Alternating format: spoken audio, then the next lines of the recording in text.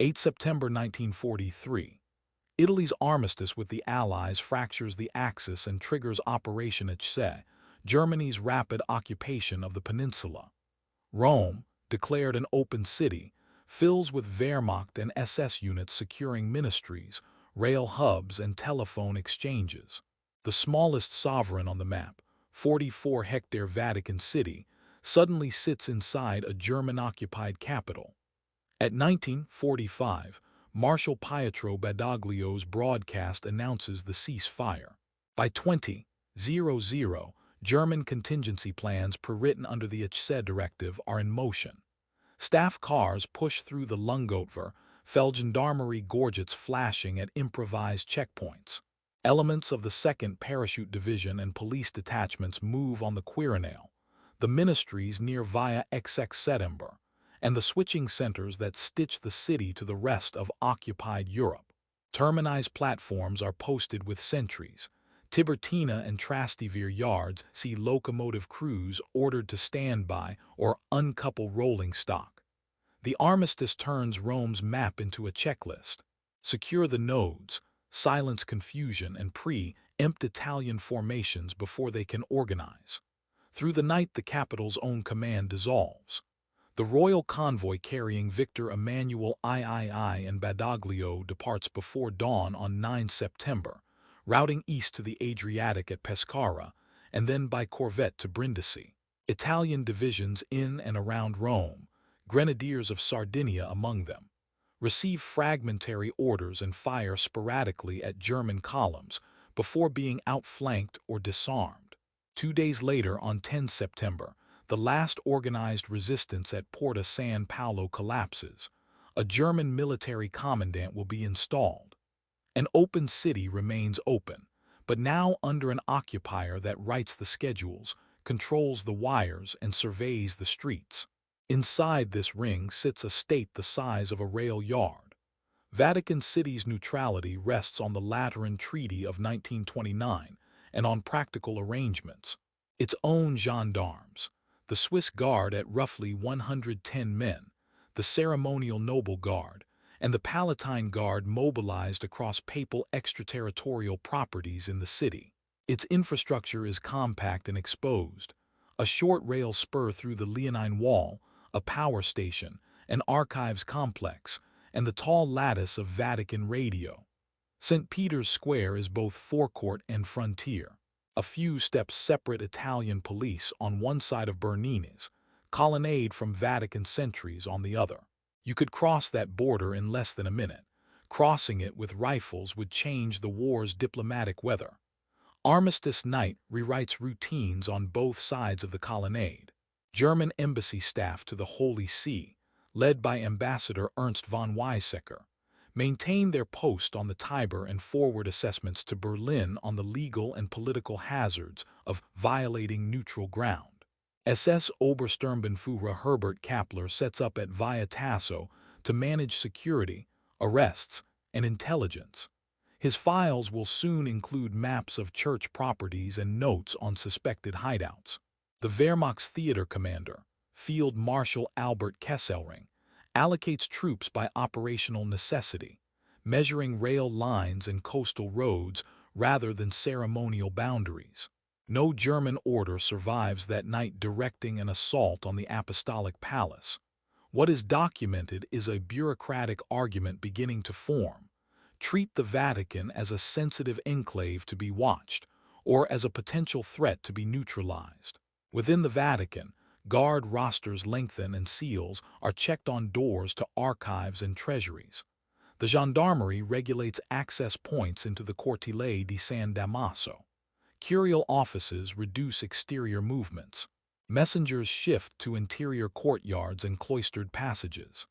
Extraterritorial properties, the Lateran, Santa Maria Maggiore, and outlying houses, are reminded of procedures for asserting immunity if patrols arrive. The micro-logistics of a tiny state under a magnifying glass settle into place. Fuel for generators, paper for coded notes, bread tickets for kitchens now serving more mouths than their peacetime ledgers ever recorded. By morning, Rome has changed sides without changing stones. German vehicles idle under the shadow of the dome. A Vatican sentry steps off a measured pace as the hour strikes. Somewhere between law and force, a new calculus takes shape. The occupier has the means to reach anything in the city. The smallest sovereign relies on treaty ink, optics, and the geometry of a square that is hard to seize without the world watching. This is the hinge, a night of rosters and roadblocks that will frame every decision to come, about arrests in the ghetto, about raids on safe houses, and about how close German command will dare to come to the bronze doors of the Apostolic Palace. Vatican City is neutral by treaty. 44 hectares, roughly 1,000 residents, its own rail spur, post, radio, and currency. Security is layered and ceremonial to military. About 110 Swiss guards, a few hundred Vatican gendarmes, the Palatine Guard mobilized up to roughly 2,000 across papal extraterritorial sites, and the Noble Guard on palace duty. Neutrality shields the Vatican in law. Geography makes it vulnerable in practice. The legal foundation is the Lateran Treaty of 1929, which created a sovereign micro-state and recognized a network of church sites in Rome with extraterritorial protections, including the major basilicas of St. John Lateran, St. Paul outside the walls, and Santa Maria Maggiore, plus palaces, colleges, and the papal villa at Castel Gandolfo. Neutrality obliges non-participation in hostilities and forbids the territory's use for military purposes. In return, inviolability is guaranteed in principle. In 1943, principle meets occupation. German forces administer the city around the walls. The Holy See relies on treaty language and diplomatic leverage to keep soldiers outside the bronze doors. Security roles are distinct. The Swiss Guard, a compact infantry formation founded in 1506, provides internal checkpoints to the Apostolic Palace and ceremonial posts at the Cortile di San Damaso. The Vatican Gendarmerie functions as the police force, armed, plain-clothed when required, handling arrests within the tiny state and coordinating with Italian authorities across the line. The Noble Guard, mounted in peacetime pageantry, now stands watch in anterooms and passageways near the papal apartments. The Palatine Guard, a militia drawn from Roman Catholics, stretches wherever extraterritorial properties need watches and escorts. Wartime rosters expand its strength into the low thousands to staff basilicas, seminaries, and warehouses. Infrastructure defines both sovereignty and risk. The rail spur, opened in the early 1930s, runs a few hundred meters from the Italian network through the Leonine Wall to the small Vatican station. A single freight consist can roll under the wall if gates and schedules align.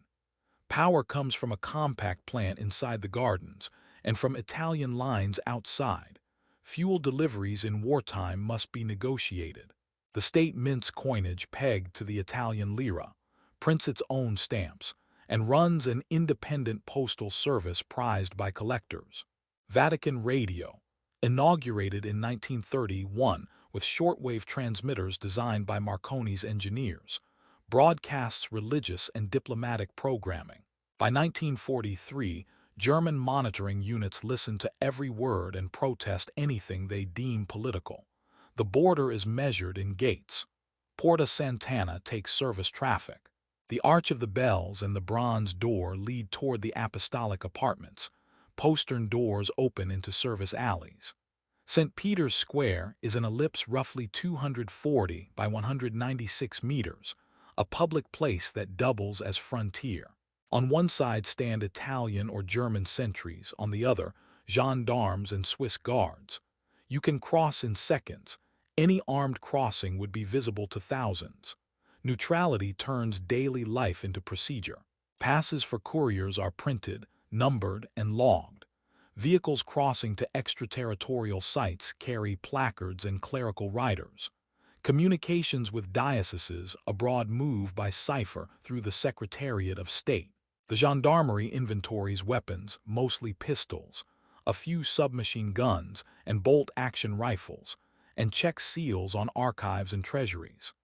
kitchens and dispensaries in the city, and at the Lateran adjust ledgers upward as religious houses begin taking in more mouths than before. Every loaf, every blanket becomes a minor negotiation with suppliers in a city now run by occupation authorities. Vulnerability is practical, not abstract. The Vatican depends on surrounding Rome for water, fuel, and access. The extraterritorial map is a spiderweb of properties separated by streets patrolled by German police. Searches at convent doors can become diplomatic incidents. A German warrant waived at a church porter tests where immunity ends and force begins. The Holy See can broadcast, issue notes, and summon ambassadors. It cannot stop a squad truck sent by a local SS officer if higher authority chooses to look away. What keeps the line intact in late 1943 is a balance: treaty law and optics on one side, German calculations on the other. The Vatican knows the wall is a wall only as long as the occupier accepts the cost of climbing it. Procedures, rosters, and watchbills become a form of defense, a paper rampart supporting the stone.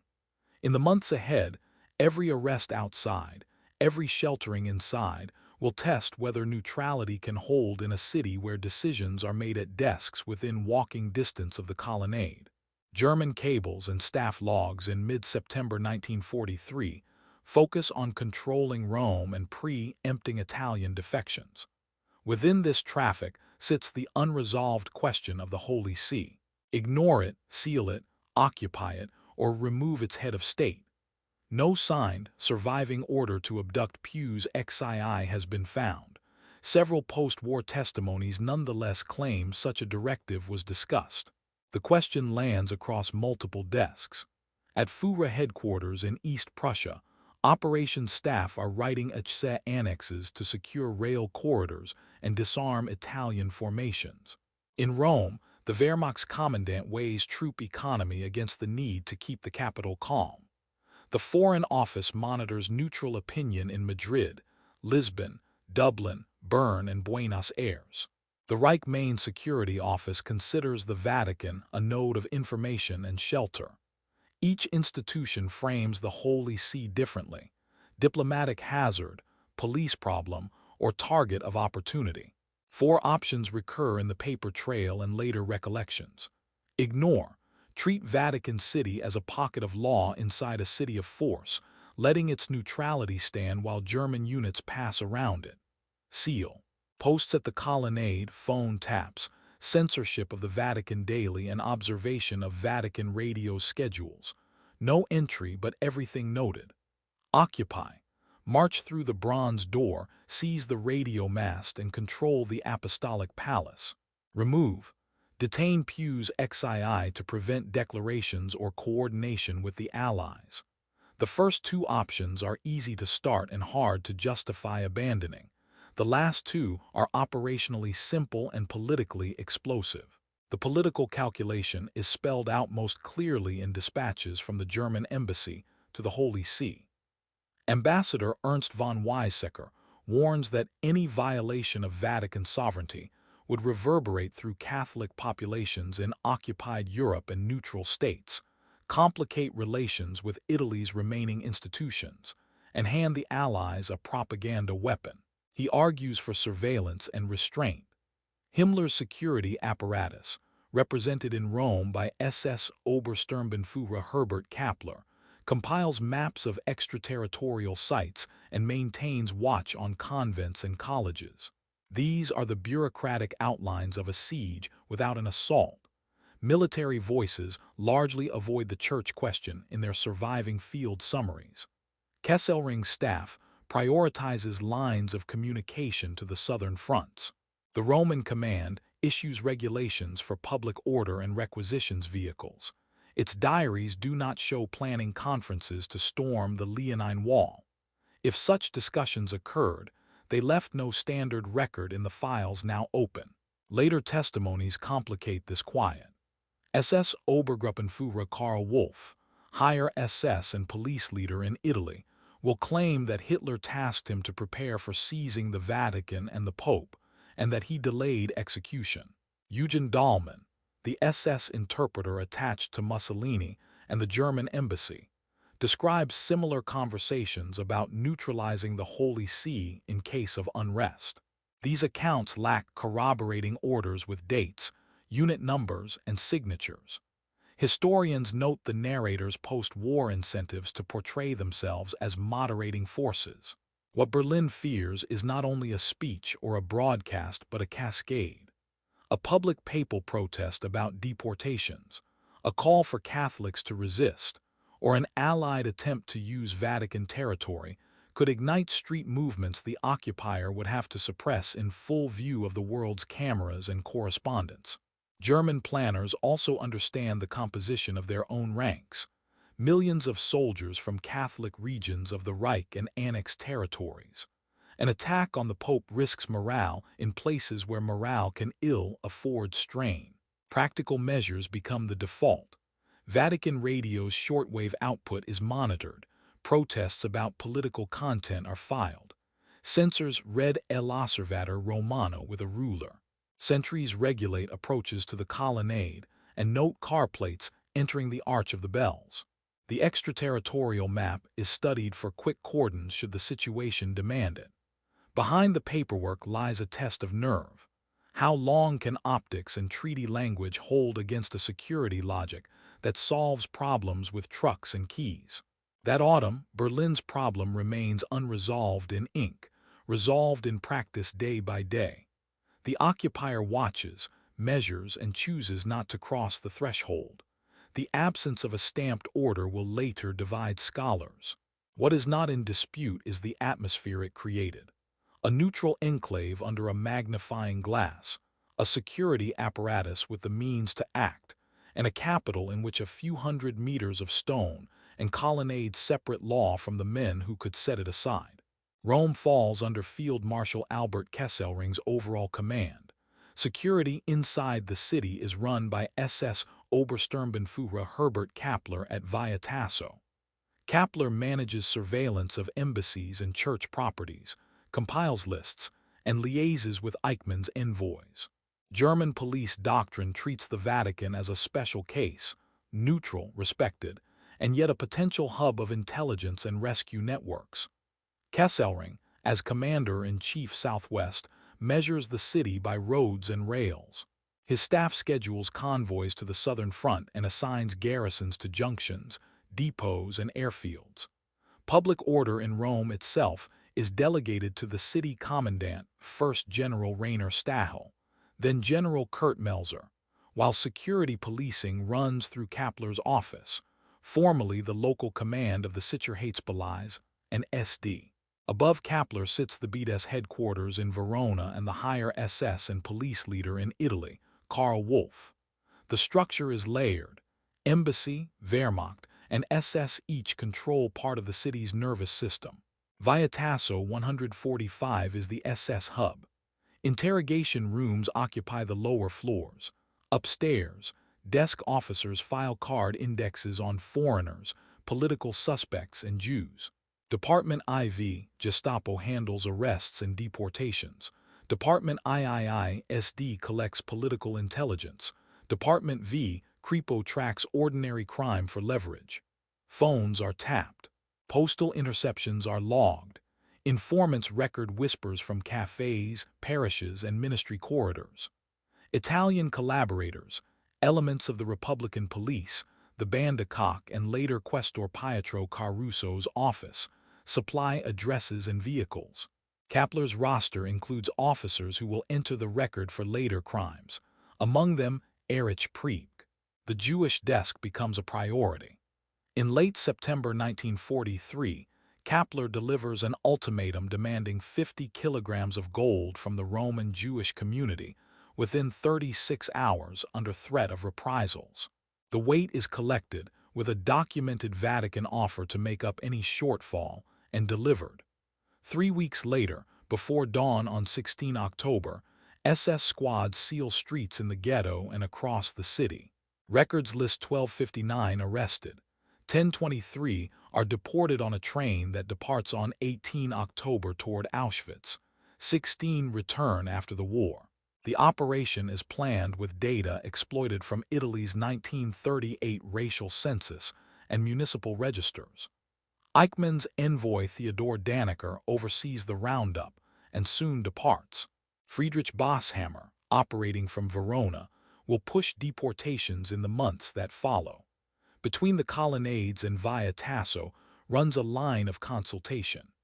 Ambassador Ernst von Weizsäcker urges Berlin to preserve Vatican inviolability to avoid international scandal. His memoranda describe repeated efforts to restrain police initiatives around neutral ground. Kapler, for his part, treats church properties as obstacles unless higher authority lifts immunity. He compiles a working map of extraterritorial sites, basilicas, colleges, the Lateran complex, and the papal villa at Castel Gandolfo, and tasks surveillance teams to watch gates and note vehicles. Reports of fugitives sheltered in convents and monasteries accumulate. Each one tests how far police power can extend without a diplomatic breach. The architecture looked tidy on an organigram and chaotic on the ground. At the top of the military pyramid stood Commander-in-Chief Southwest, Field Marshal Albert Kesselring, with staff at Frascati and later further north, responsible for the front and lines of communication. Inside Rome, a stat commandant handled garrison and public order, passing from General Rainer Stahel to General Kurt Melzer. Parallel to them ran the SS and police chain, Karl Wolff as higher SS and police leader for Italy. The BDS Italy headquartered in Verona under Wilhelm Harster, and in Rome, the KDS office at Via Tasso under Herbert Kapler. A third pillar, the Foreign Office, operated through Ambassador Ernst von Weizsäcker on the Tiber, tasked with managing neutrality law and world opinion. Each could veto with influence, few could command across the others. The October 1943 deportation exposed the seams. Kapler, receiving Eichmann's specialist Theodor Dannecker and drawing on Italian registers, executed the roundup using police assets and Italian auxiliaries. Weizsäcker filed warnings about the consequences and relayed Vatican protests, but the SS operation went ahead. Kesselring, at that moment allocating divisions to the southern front, did not divert troops to intervene in police matters. The result was a template. Police moved where they had capability, diplomats recorded the cost, the army conserved combat strength. The same friction framed every discussion of church properties. Kapler compiled annotated maps of extraterritorial sites and proposed measures when surveillance indicated sheltering. Weizsäcker argued that incursions would compromise the Reich's position with Catholics at home and abroad. Kesselring preferred quiet in the rear while fighting at the Volturno, Cassino, and later Anzio. He opposed actions likely to incite crowds or complicate logistics. Wolff maintained his own channels to Himmler and, by his later account, to Hitler. If a plan to seize the Pope existed beyond talk, it would have needed Wolff's impulse, Kapler's execution, Kesselring's tolerance, and diplomatic containment from Weizsäcker. No document shows that alignment achieved. Ardeatine reprisals in March 1944 widened the gap. Kesselring authorized a harsh ratio under existing directives. Melzer and Kapler implemented. The Foreign Office braced for reaction. The embassy's files fill with notes to Berlin forecasting diplomatic damage. Even in that brutal calculus, the Leonine Wall was not breached. The balance of forces favored targeted coercion and mass reprisal over a high-visibility strike on neutral ground.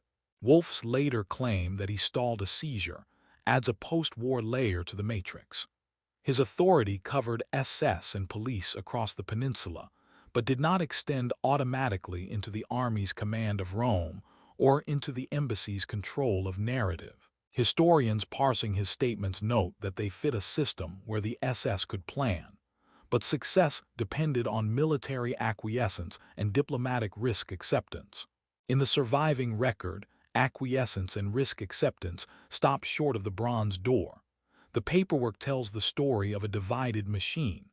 Via Tasso produced arrest lists and surveillance logs. Frascati issued rail priorities and defensive orders. The embassy sent memoranda stressing the costs of scandal. Verona coordinated deportation traffic. Where those lines intersected, operations happened. Where they crossed the Vatican boundary, they stalled in argument. The ambiguity about an arrest plan survives because responsibility was diffused by design. In Rome, that diffusion became a shield, not of principle alone, but of competing authorities that could not, or would not, synchronize a raid that the world would see in the span of a single piazza. Religious houses hide thousands of fugitives, including Jews and military deserters, in a patchwork of extraterritorial properties and private rooms. The Pope's summer palace at Castel Gandolfo shelters refugees, and according to contemporary reports, births occur in the papal residence. Each successful hideaway increases German suspicion that the Vatican is obstructing occupation policy. The geography of shelter is a map of names and thresholds. Major basilicas with extraterritorial status, St. John Lateran, St. Paul outside the walls, and Santa Maria Maggiore, anchor a web of monasteries, convents, national colleges, and seminaries spread across Rome. Gatekeepers learn new routines. Inner courtyards clear after curfew, kitchens extend rations, sacristies convert to dormitories. Ledgers show rapid growth in residents listed as guests or boarders without public explanation. Estimates vary by source, but scholarship commonly places Jewish refugees hidden in Roman religious institutions in the low thousands. Allied escapees and Italian deserters are also absorbed into the same network. Logistics decide survival. Ration cards are pooled. Charitable offices within the Holy See, including the Pontifical Commission for Assistance, coordinate parcels and soup kitchens. Parish priests and sympathetic officials help obtain identity papers. Baptismal certificates and forged documents circulate in the gray zones of occupied administration. Couriers, often clergy or lay workers with legitimate reasons to move, carry notes and cash between houses. Messenger routes are built around curfew hours and tram schedules. A walk across two piazzas can be an operation if a patrol lingers near a doorway. Some operations cluster near the Leonine Wall. Monsignor Hugh O'Flaherty and collaborators use the Vatican's immunity as a meeting ground, directing an escape line that shelters Allied POWs and civilians in safe apartments across the city. Surviving memoirs and post-war accounts credit the network with saving thousands. Other efforts are strictly local. Abbesses setting aside cells, monks opening libraries at night, rectors documenting arrivals as temporary borders to create a paper shield against sudden inspections. Castel Gandolfo becomes the largest refuge within the papal orbit. Contemporary reports from residents and church officials describe several thousand people sheltered there at the peak and dozens of births in the papal apartments. Precise totals differ among sources. German surveillance grows with the network. Kapler's office at Via Tasso compiles lists of suspected houses and observes doors where deliveries increase. Plainclothes squads test gates by questioning porters or following visitors. The embassy receives complaints that Vatican properties are being used to hide fugitives. Weizsäcker relays protests and reminds Berlin of extraterritorial protections. When the SS acts, it prefers edges. Arrests on streets between protected buildings, detentions at markets, and pressure on landlords. Searches within religious houses are rarer and typically justified in the files as hot pursuit or special security cases. Communication inside the church mirrors clandestine tradecraft while remaining bureaucratic. Circulars remind superiors of their rights under the Lateran agreements and instruct them to notify the Secretariat of State if confronted. The Vatican Gendarmerie keeps a log of incidents at gates and sends discreet warnings when patrols change patterns around certain quarters. Vatican Radio avoids explicit references to hiding, but appeals for charity and protection of civilians continue, provoking German monitoring reports and diplomatic notes. Sheltering brings risks measured by lists, not rumors. The October 1943 deportation and later sweeps convince many superiors that delay can be fatal. The Ardeatine massacre in March 1944 reinforces how quickly reprisals can escalate. Yet the network persists because small acts fit within legal seams. A convent's extraterritorial status holds at the threshold. A porter can stall a patrol long enough to move a boarder into an interior room. A priest with a stamped pass can carry medicine across town when others cannot. By spring 1944, this quiet movement has become part of the city's daily metabolism. Numbers remain debated in the literature. Method does not. Neutral ground, multiplied across sacred real estate, is used to shield the hunted. Each additional bed and ration is a calculation.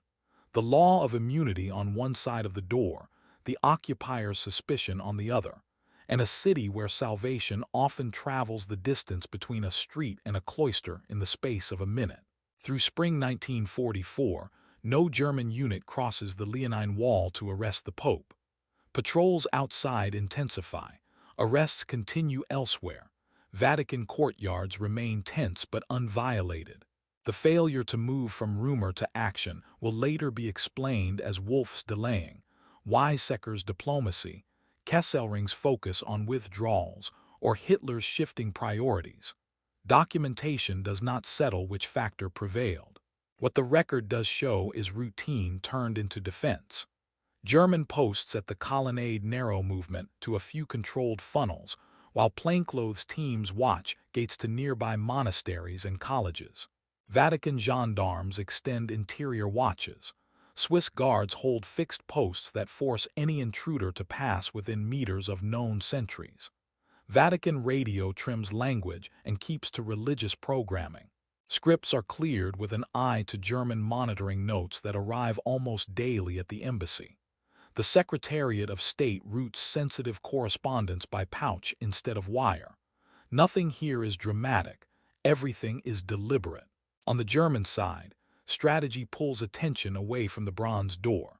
From January to May 1944, Kesselring fights simultaneously at Anzio and along the Gustav Line, then braces for Operation Diadem. The Allied offensive launched on 11 May that breaks through at Cassino and soon forces a general withdrawal. Rail priorities, fuel allocations, and road space around Rome serve divisions moving north, not police adventures in the Borgo. The army wants a calm rear area and intact bridges. A visible clash at St. Peter's would threaten both. Diplomacy sets a second break. Ambassador Ernst von Weizsäcker's memoranda to Berlin, preserved in Foreign Office files, repeat the same calculation.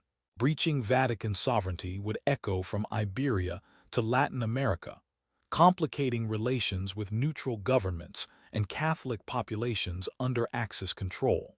It would also offer the Allies a propaganda coup precisely when the Wehrmacht needs to hold Italian ground and morale. His office logs protests about searches at the edges of extraterritorial sites and works to keep those incidents from becoming tests of the wall itself. Policing doctrine supplies the third piece. Kapler's Via Tasso apparatus demonstrates in October 1943 and again in March 1944 that it can achieve its aims with raids, lists, and reprisals. That model avoids a frontal act against neutral ground. Arrests occur on streets between protected buildings. Fugitives are taken at markets and tram stops. Pressure rises where immunity is thinnest. After the Ardeatine massacre on 24 March, the risk of a spark inside the city is obvious. Even then, the Leonine Wall is left untouched. Inside the palace, contingency folders remain close at hand. Duty rosters stretch, seals are checked, and extraterritorial houses rehearse responses if patrols arrive. Multiple aides later attest to a resignation instrument prepared against the possibility of seizure. The document itself is not in opened files, but the procedures built around such a scenario are visible in tightened access and duplicated instructions to senior clergy. Allied observers register the same pattern from across the river. British legation reports and OSS summaries from Rome comment on heightened surveillance, on fears for Vatican radio, and on the absence of any executed move against the city-state. No Allied intercept released to date records a scheduled operation to seize the Pope. By late May, the front collapses toward the north. German formations disengage from Anzio and the Liri Valley and route through the Alban Hills. On 4 June 1944, U.S. forces enter Rome. German units withdraw in good order. The question that haunted the square, would trucks ever roll under the colonnade, is answered not by a firefight but by departure. What remains is a negative fact with large consequences. In a city where almost everything else was violated, the threshold of the smallest state was not, and the reasons are found less in a single decision than in the alignment of war priorities, diplomatic cost, and a policing method that chose other ground. The U.S. Fifth Army enters Rome, German forces withdraw north. Vatican City emerges physically intact, its sovereignty unbreached. The moment freezes a question in place. Was a kidnapping of Pius XII truly ordered and then averted, or largely a myth that grew in the fog of occupation? The approach comes from two directions. From the south, II Corps under Jeffrey Keyes pushes up Highway 6 after the Casino breakthrough. From the Anzio beachhead, VI Corps under Lucien Truscott breaks out and swings on the city's western approaches. Elements of the 3rd Infantry Division and 1st Armored Division reach the Tiber bridges. Units of the 85th and 88th Infantry Divisions roll through southern suburbs. German 14th and 10th Armies, following Kesselring's orders, slip away toward the Alban Hills and then the Arno Line, leaving rearguards and roadblocks but no stand inside the center. Many bridges remain intact, seized by Allied advance guards before demolition squads can act. By afternoon on 4 June, military police direct traffic at Piazza Venezia. 2.5-ton trucks grind up Corso Vittorio. Sherman tanks nose past tram lines. Crowds surge to meet the columns with flowers and water. The soundscape flips from Feldgendarmerie whistles to Jeep klaxons. Around the colonnade, Swiss guards maintain posts, gendarmes regulate gates, and Vatican courtyards fill with relief more than noise. L'Osservatore Romano resumes broader circulation. Vatican radio broadcasts Thanksgiving prayers while avoiding triumphal language. The tiny rail spur and powerhouse keep running. The state that weathered occupation without a breach remains administratively whole. The immediate sweep is humanitarian and forensic. Political prisoners walk out of Via Tasso's cells. Lists of the missing are compiled. Families converge on the Ardeatine quarries, where exhumations will begin under Allied supervision. Allied civil affairs detachments stabilize services, ration markets, and traffic.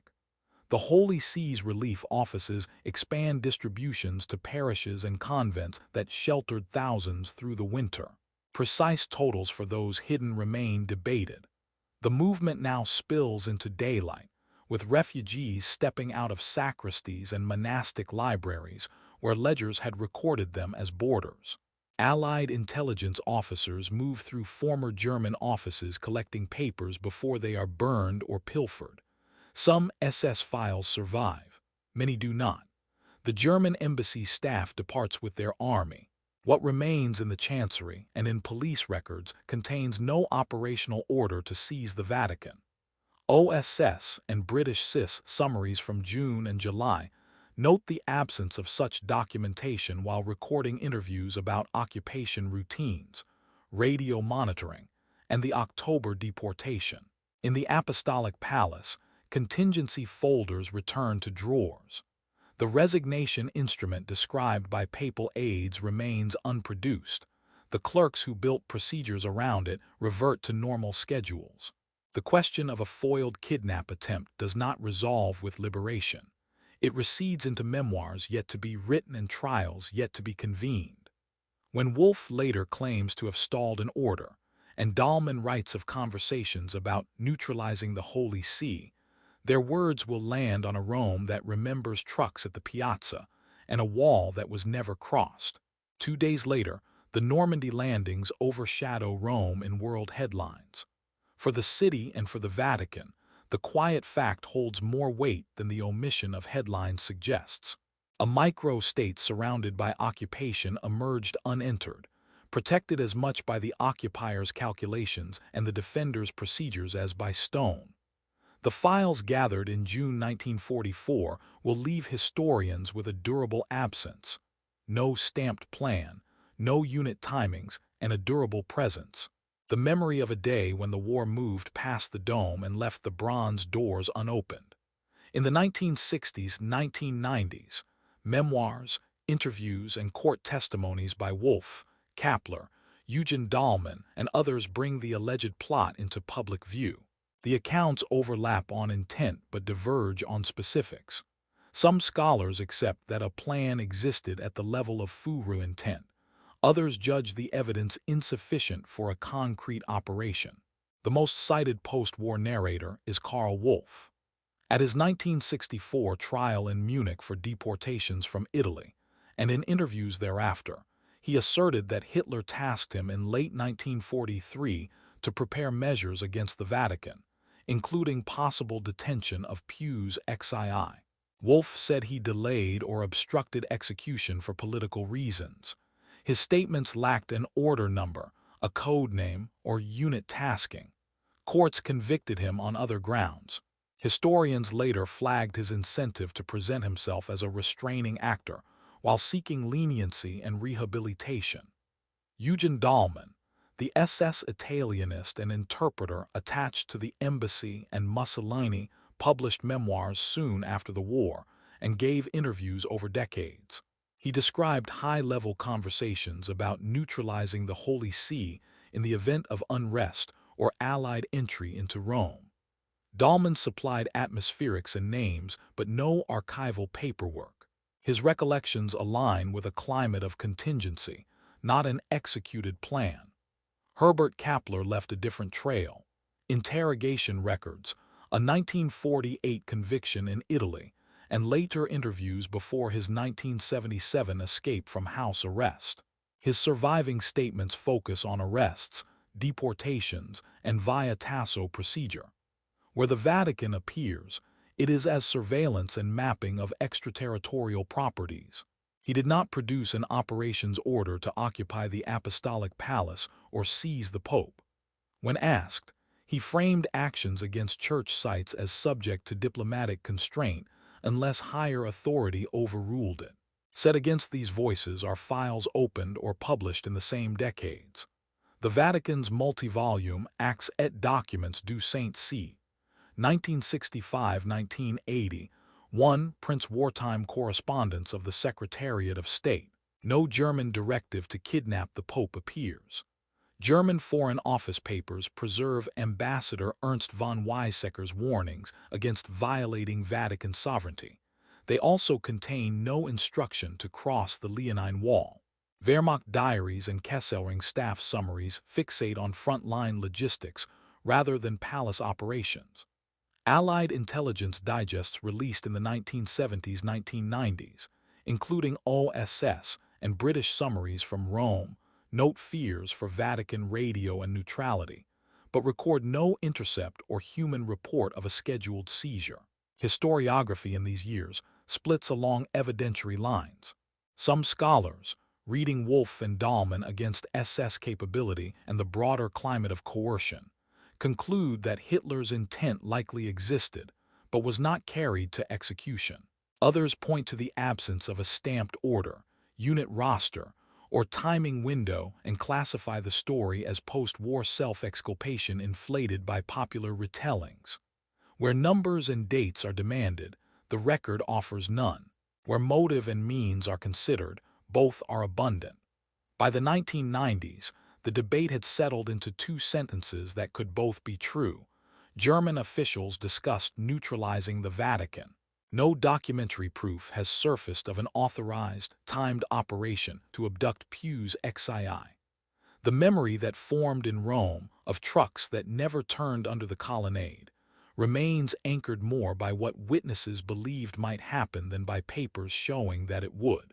The Vatican's multi-volume wartime document collection, published 1965–1981, and new files opened after 2020, German diplomatic records and Allied intercepts have been combed for smoking guns. None has produced a signed German order to seize Pius XII. Several corroborate high anxiety, contingency studies, and German debates about occupying papal sites. The historiography now hinges on weighing testimony against the archival silence.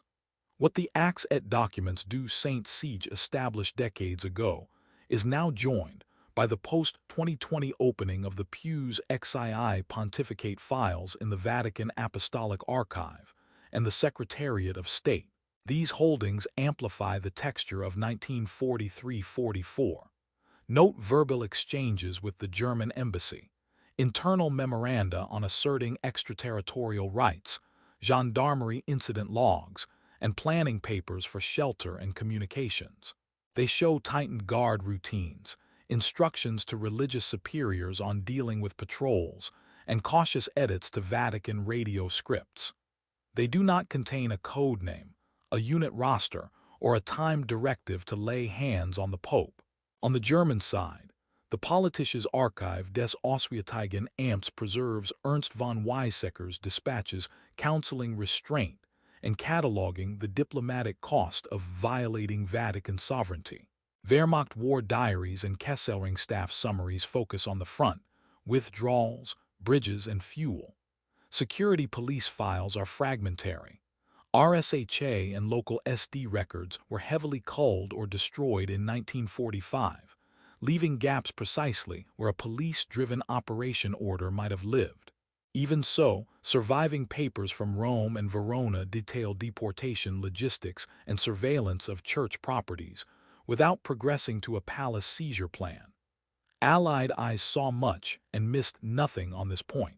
British and American intelligence summaries from Rome track German monitoring of Vatican radio, arrests around the city, and the October 1943 deportation. Declassified intercept programs that captured German diplomatic traffic register, no instruction to storm the Leonine Wall. If a kidnap order existed, it evaded categories that usually leave traces. Vehicle requisitions, pass lists, guard details, and radio schedules. The new Vatican materials also test contested claims from memoirs. Multiple aides' recollections of a papal resignation instrument remain unverified by a physical document. However, surrounding procedures, duplicated instructions, evacuation concepts for the College of Cardinals, and access controls are documented. Similarly, reports of contingency talk within German ranks gain plausibility from embassy memoranda that acknowledge fears of Italian unrest and the possibility of sealing papal sites, even while urging against it. Historians parsing this record now describe a narrow middle ground. On one side stands consistent post-war testimony from Wolff and others that Hitler expressed intent to neutralize the Vatican. On the other, an archival landscape void of the operational paper that SS and Army systems typically generated for sensitive missions. Explanations for the gap range from destroyed files to the likelihood that the idea never matured into an order requiring signatures, timings, and unit tasking. What would change the debate is clear. A dated directive, a planning conference record naming units and routes, or a German after-action note explaining a scrubbed mission. None has surfaced. Until then, the opened archives strengthened two conclusions at once. The threat environment around the Vatican was real and shaped behavior on both sides of the wall, and the story of a near kidnapping remains a study in contingency rather than in an operation aborted at the gate. The Church's internal precautions, the SS capability demonstrated elsewhere, and the vulnerability of a micro-state inside an occupied city were real. Whether the Nazis tried and failed or thought and balked, the line at St. Peter's Square was not crossed. The story settled into a cautionary legend about power, restraint, and how close Europe's smallest state came to losing its head. Risk was tangible, measured in minutes and meters. An SS police system that could lift a head of government from a mountaintop hotel and later coerce a regime change in Budapest was present in Rome with trained personnel, trucks, and files. From Via Tasso to the Bronze Door is a short drive. The Vatican radio mast and the rail spur are fixed points on any city map. The same offices that assembled the 16 October deportation and the Ardeatine reprisals could assemble a cordon. Triggers were visible. An Allied thrust from Anzio, a Roman uprising, or a broadcast deemed incendiary. The deterrents were also visible. The optics of a firefight beneath the dome, the diplomatic blast radius, and the effect on Catholic soldiers serving in German formations. Preparedness in the Apostolic Palace looked like paperwork and habit turned into defense. Duty rosters lengthened. Access badges were reissued. Interior doors and stair towers were assigned names and posts. The gendarmerie practiced cordons inside the palace. Swiss guards held choke points measured in arm's length. Vatican radio tightened scripts and schedules. Couriers shifted sensitive messages to pouch. Extraterritorial houses rehearsed how to assert treaty protections at their thresholds and where to move borders if a patrol appeared. Senior aides later spoke of a resignation instrument to prevent any regime from claiming custody of a reigning pontiff. The document itself remains unlocated in opened files, but surrounding procedures are evident in duplicated instructions and contingency routing for the College of Cardinals. Around the walls, the quiet network of shelter threaded through convents, monasteries, and papal villas, adding a humanitarian dimension that raised stakes for any incursion. Every additional bed in a sacristy increased German suspicion and widened the pool of witnesses whose testimony would travel after the war. The occupier chose methods that avoided the square. Arrests between protected buildings, surveillance of gates, pressure where immunity was thinnest. That choice kept the line intact while leaving the rest of Rome under coercion. Memory formed in layers. The Vatican's document series fixed what could be documented: protests, notes verbals, guard routines, and relief ledgers. German diplomatic records preserved the caution of Weizsäcker's dispatches. Police and RSHA files, fragmentary by design or destruction, left gaps where decisive orders would have sat. Into those gaps flowed memoirs by Wolff and Dahlmann, court transcripts naming Kappler and his subordinates, and eyewitness recollections from clerics and refugees who lived the winter under curfew. Museums at the Ardeatine site and at Via Tasso anchor one side of the story. The untouched Leonine Wall anchors the other. In policy terms, the episode joined a wider post-war reckoning that produced new attention to cultural property and neutral enclaves, codified internationally in the 1954 Hague Convention. The Vatican case demonstrated, in real time, how law, optics, and logistics can deter even a powerful occupier from crossing a particular threshold, while leaving it free to act ruthlessly elsewhere. Stand in the piazza and you can read the lesson in stone and space. Risk drove preparedness. Preparedness and political cost produced restraint. Restraint became memory. The bronze doors never opened to foreign troops, and that negative fact, what did not happen, became part of how Rome remembers a season when a city's fate hinged on a few hundred meters of colonnade and the calculations made beyond it.